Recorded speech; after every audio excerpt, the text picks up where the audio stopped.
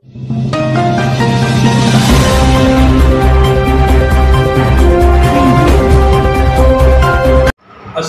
अलैकुम रहमतुल्लाहि व बरकातुहू। मैं मोहम्मद जावेद, सच की आवाज़ NPS न्यूज़। देखिए आज की ताज़ा खबर। कल्चर लैंड में हमारे हिंदू बेटियों को हिस्सा देना शुरू करिए, चलिए शुरू करिए ना। हम तो मुस्लिम पर्सनल बोर्ड ने रेजोल्यूशन पास करके उस वक्त यूपी सरकार को दिया था। क्या प्रधानमंत्री की सरकार विल पावर को निकालने तैयार है? विल पावर को निकालिए, चलिए, निकालने तैयार है आप?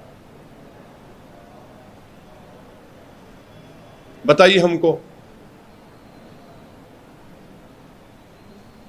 दो कानून बात करते, दो कानून, तो फिर क्या देश में दो कानून नहीं है? अगर मुझे लक्षद्वीप जाना है तो परमिशन लेना पड़ता, अरुणाचल प्रदेश जाना पड़ता, मुझे परमिशन लेना पड़ता है। बताइए, दो कानून ही तो हुए। आपने मणिपुर में मेजॉरिटी कम्युनिटी को ट्राइबल स्टेटस देने की बात की, पूरा मणिपुर जल रहा है अभी तक।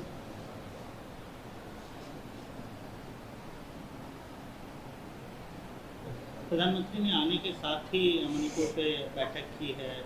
अरे बैठक की है, जाना चाहिए प्रधानमंत्री को मणिपुर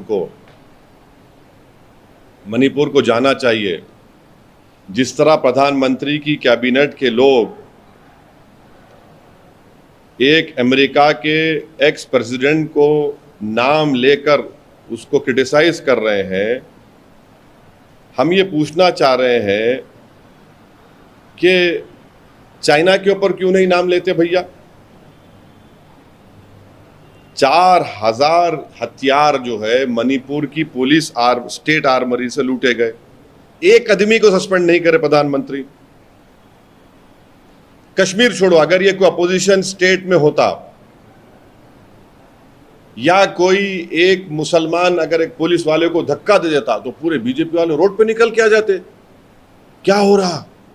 4000 हथियार लूटकर लेके चले गए। इतना होता। ये बता रहा है कि हम लोग न्यू इंडिया में रह रहे हैं। अभी ये न्यू इंडिया है। अभी लोकल इशू बात कर रहे हैं। कल आप बोधन गए थे और वहां पर आपने स्टेटमेंट दिया था कि अब जो है टीआरएस को मैंने ये कहा कि बोधन की जनता, जो आप लोग सुने नहीं बराबर, बोधन की जनता इसका जवाब देगी जो वहां के एमएलए ने ये हरकत की है।